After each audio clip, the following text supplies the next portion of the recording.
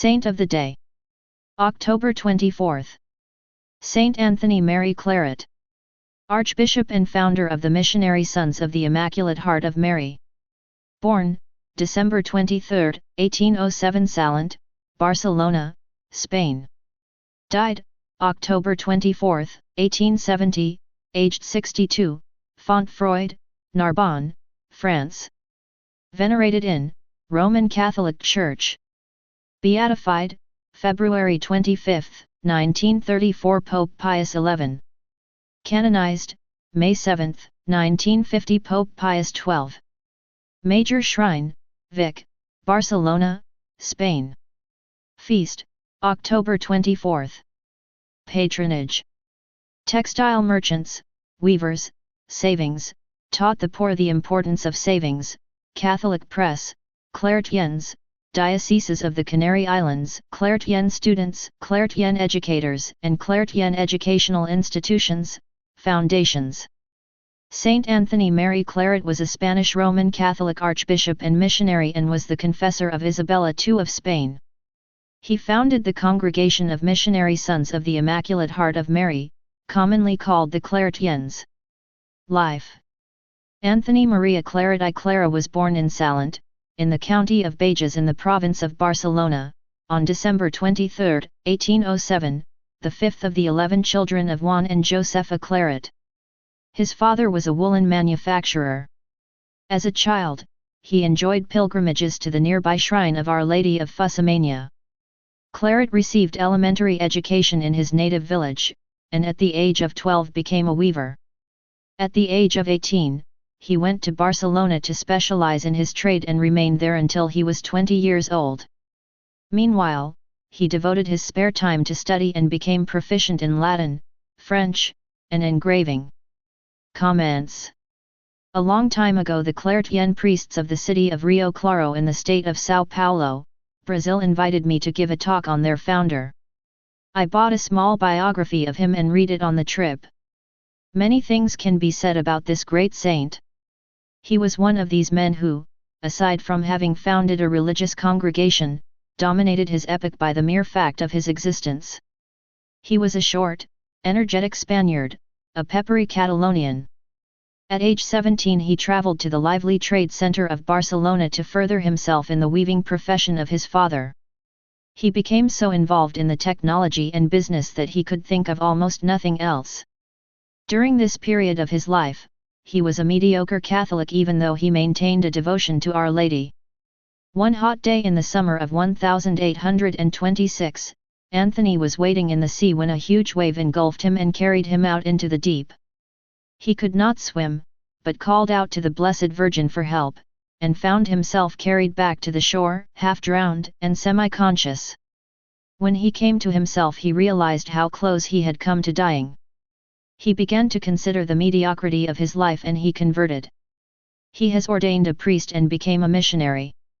He revealed himself as an orator with eminent qualities who appealed to simple people.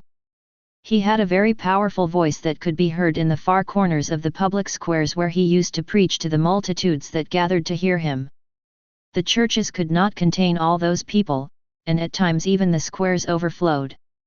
He used to go from city to city preaching, and many times the inhabitants of one city followed him along the road to the halfway point, where he was met by inhabitants of the next city who had come to welcome him and accompany him to their city. The preaching of Saint Anthony Mary Claret attracted and held the people. His words were zealous, rich with learning and natural eloquence, and filled with extraordinary charisma. Very often he would move his audience to tears. At times he would prop his eyes, interrupting a sermon, for example, to tell a lady, "You think that you still have a long time to live, but you are mistaken. You will die in 6 months."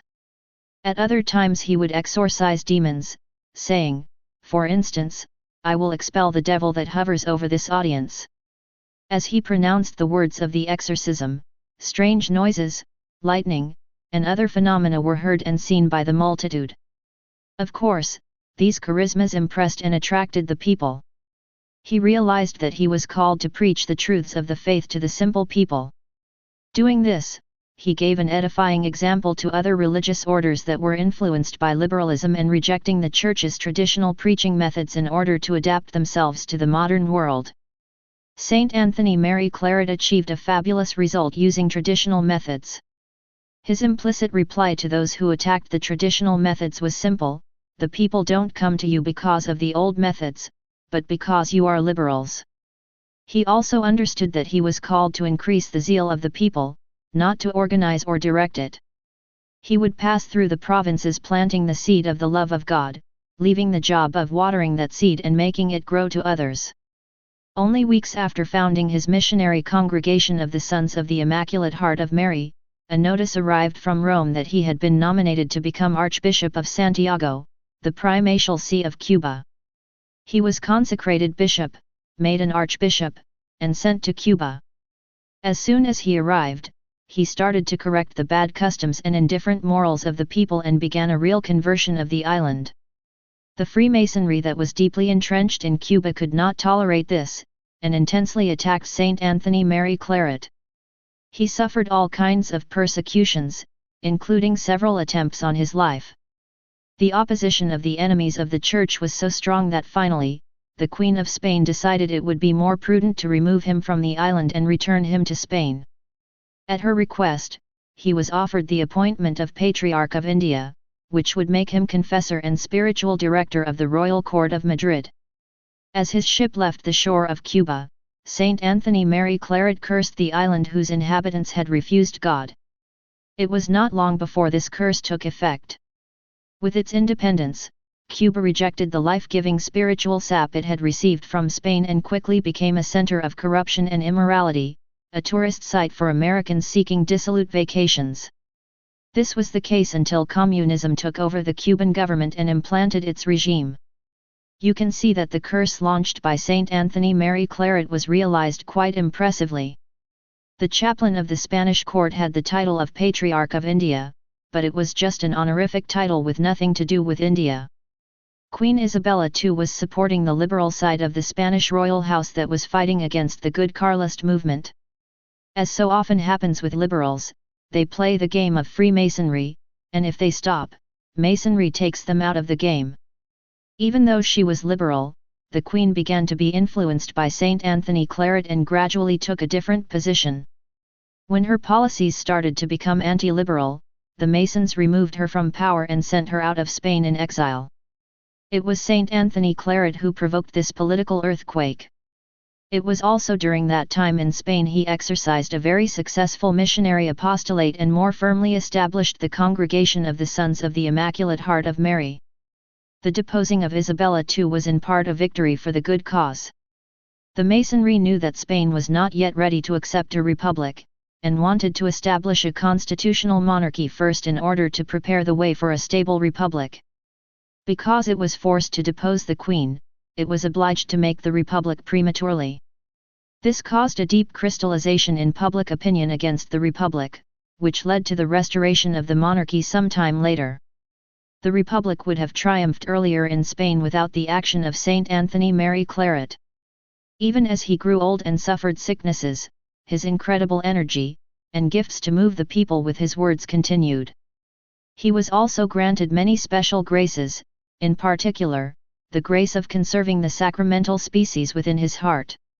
From one communion to another, the Eucharistic species were preserved incorrupt in his body so that he always had the Blessed Sacrament in his heart. In his last days, he participated in Vatican Council, which the Pope had convened at the Vatican in December of 1869.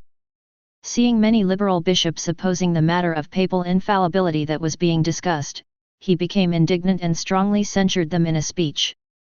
Hearing the errors being spoken on this topic, he was so overcome with indignation that the blood rushed to his head and he suffered a stroke from which he never recovered.